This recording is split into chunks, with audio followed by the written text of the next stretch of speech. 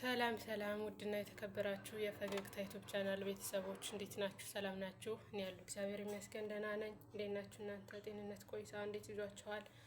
ከኔ ጋር እግዚአብሔር ይመስገን ሁሉ ሰላም ነው። እንደተለመደው ዛሬም ጥያቄያችንን ይዘን መጥተናል። ጥያቄ ቁጥር 1 ኢየሱስ ክርስቶስ የተጠመቀው በየትኛው የውሃ ክፍል ነው? ሀ በጨው ባህር፣ ለ በገሊላ ባህር፣ ሐመሩሃ በኤፍራጥስ ወንዝ፣ መ በዮርዳኖስ ወንዝ።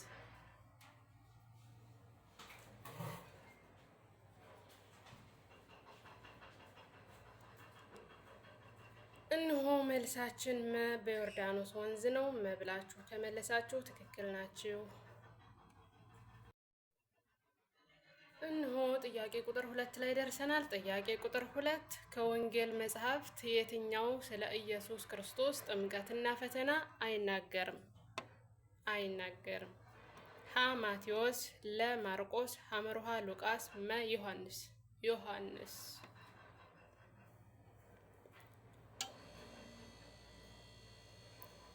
እነሆ መልሳችን መ ዮሐንስ ነው የሚለው። ዮሐንስ ብላችሁ ከመለሳችሁ ትክክል ናችሁ። እነሆ ጥያቄ ቁጥር 3 ላይ ደርሰናል። ጥያቄ ቁጥር 3 እውነት ወይም ሐሰት በማለት ነው የምትመልሱት። እግዚአብሔር ኢየሱስን በድምጽ ሲያናግረው በዙሪያው የነበሩ ሰዎች ሰምተው ያውቃሉ? እነሆ መልሳችን መልሱ እውነት ነው። እውነት ብላችሁ ከመለሳችሁ ትክክል ናችሁ። የመጀመሪያው ሲጠመቅ ማቴዎስ ምዕራፍ 3 ከቁጥር 16 እስከ 17፣ ሁለተኛው ፊቱ ተለውጦ እንደ ፀሐይ ባበራ ጊዜ ማቴዎስ ምዕራፍ 17 ከቁጥር 2 እስከ 6፣ ሶስተኛው ከስቅለቱ ቀደም ብሎ ዮሐንስ ምዕራፍ 12 ከቁጥር 27 እስከ 29 ድረስ አለ። እነሆ እንድታነቡት ጋብዣችኋለሁኝ። ቀጣይ ጥያቄ ላይ ደርሰናል። ቀጣይ ጥያቄ ኢየሱስ መልካም እረኛ እንደሆነ የተናገረው በየትኛው የወንጌል መጽሐፍት ክፍል ነበር? ሀ በማቴዎስ፣ ለ በማርቆስ፣ ሐመሩሃ በሉቃስ፣ መ በዮሐንስ።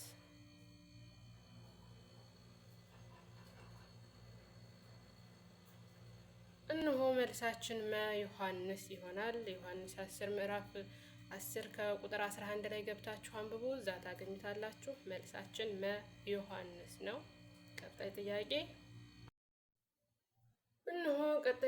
ላይ ደርሰናል። ቀጣይ ጥያቄ የሚሆነው እውነት ወይም ሐሰት በማለት ነው የምትመልሱት። ኢየሱስ ክርስቶስ ከሞት ከመነሳቱ በፊት አልተሰገደለትም ነበር?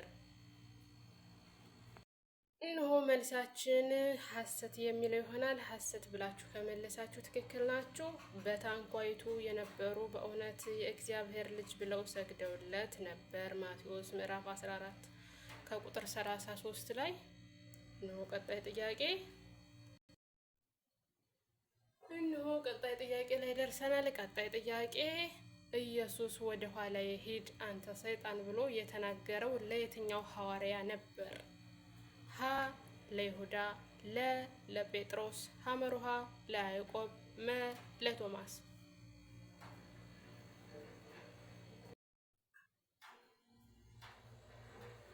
እነሆ መልሳችን ጴጥሮስ ይሆናል። ጴጥሮስ ብላችሁ ከመለሳችሁ ትክክል ናችሁ።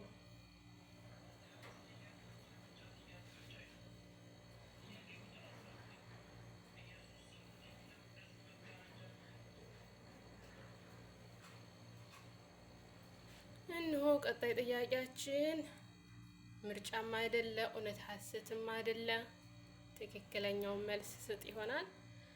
ኢየሱስ ክርስቶስ ሲሞት የቤተ መቅደሱ መጋረጃ ምን ሆነ?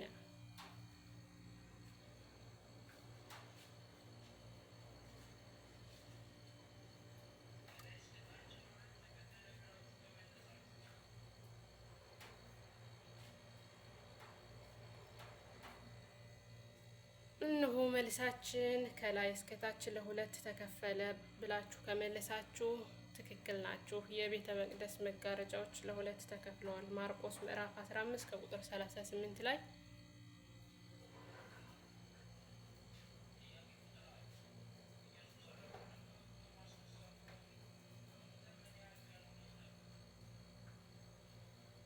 እነሆ እንሆ ቀጣይ ጥያቄ ላይ ደርሰናል። ቀጣይ ጥያቄ ኢየሱስ ክርስቶስ አልዓዛርን ከሞት ከማስነሳቱ በፊት ከሞት ምን ያህል ቀን ሆኖት ነበረ? አልዓዛር ከሞተ ምን ያህል ቀን ሆኖት ነበረ?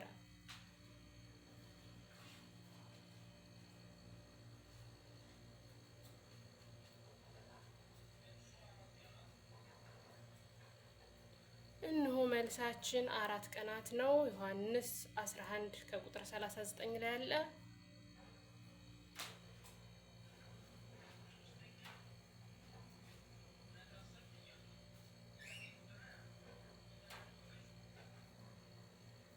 እንሆ ቀጣይ ጥያቄያችን እውነት ሐሰት በማለት ትመልሳላችሁ። በተለምዶ ኢየሱስ 30 ዓመት ሲሞላው አገልግሎት እንደጀመረ ይነገራል። ነገር ግን በመጽሐፍ ቅዱስ ላይ አልተጻፈም። እውነት ወይስ ሐሰት? መልሱ።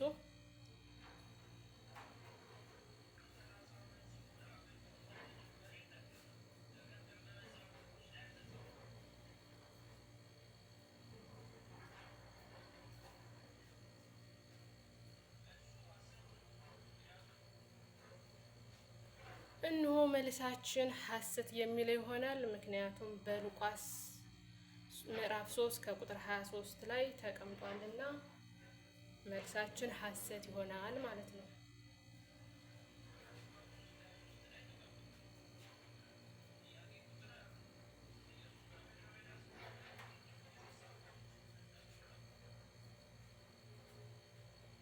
እንሆ ቀጣይ ጥያቄያችን ኢየሱስ በምድረ በዳ ሲፈተን ከየትኛው የመጽሐፍ ቅዱስ ክፍል ጠቅሶ ነበር?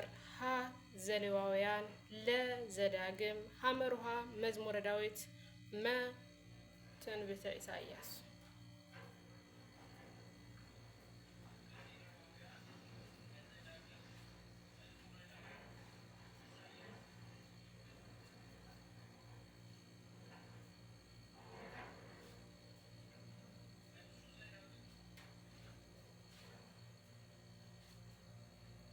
እንሆ መልሳችን ለዘዳግም ይሆናል። ማቴዎስ ምዕራፍ 4 ከቁጥር 4 እስከ 10 ላይ የተጠቀሰው አለና እዛ ሄዳችሁ በማንበብ ትልቅ ሰፊ መረጃ አለና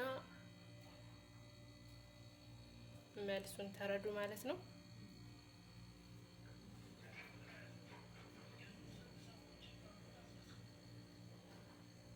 እንሆ ቀጣይ ጥያቄያችን ኢየሱስ ክርስቶስ ስንት ሰዎችን ከሞት አስነስቷል?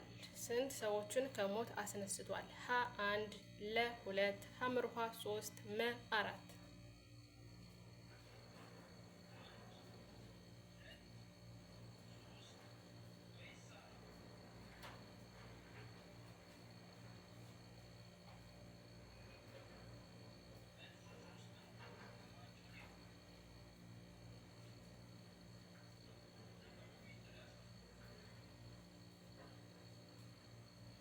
እንሆ መልሳችን 3 ነው። ሐመሩሃ 3 ብላችሁ ከመለሳችሁ ትክክል ናችሁ። ሉቃስ ምዕራፍ 7 ከቁጥር 11 እስከ 17፣ ሉቃስ 8 ምዕራፍ 8 ከቁጥር 52 እስከ 56፣ ዮሐንስ ምዕራፍ 11 ከቁጥር 43 እስከ 44 ላይ ሄዳችሁ በማንበብ መልሱን ታገኛላችሁ።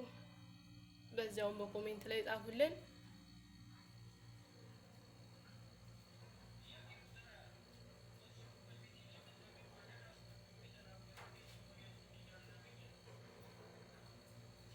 እንሆ ቀጣይ ጥያቄያችን የሚሆነው መሲሁ በቤተልሔም እንደሚወለድ አስቀድሞ የተናገረው የየትኛው የብሉይ ኪዳን ነብይ ነው?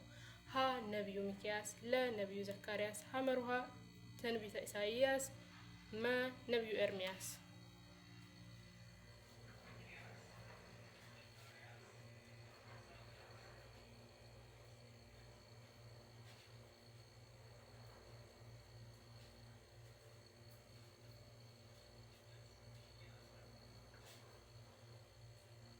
እንሆ መልሳችን ሀሌታ ውሃ ትንቢተ ሚልኪያስ ነው። ትንቢተ ሚልኪያስ ብላችሁ ከመለሳችሁ ትክክል ናችሁ። ሚልኪያስ ምዕራፍ 5 ከቁጥር 2 ላይ ታገኛላችሁ።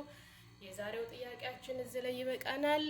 ጥያቄውን ከወደዳችሁት ላይክ፣ ሼር፣ ሰብስክራይብ በማድረግ ቤተሰብ ሆኖ ስለምታከታተሉን ተወዲሁ እናመሰግናለን። ቤተሰብ ሆኖ ላይክ፣ ሼር፣ ሰብስክራይብ ያደርጋችሁ ቤተሰብ ሆኖ እናመሰግናለን። ቸርን ሰንብቱ።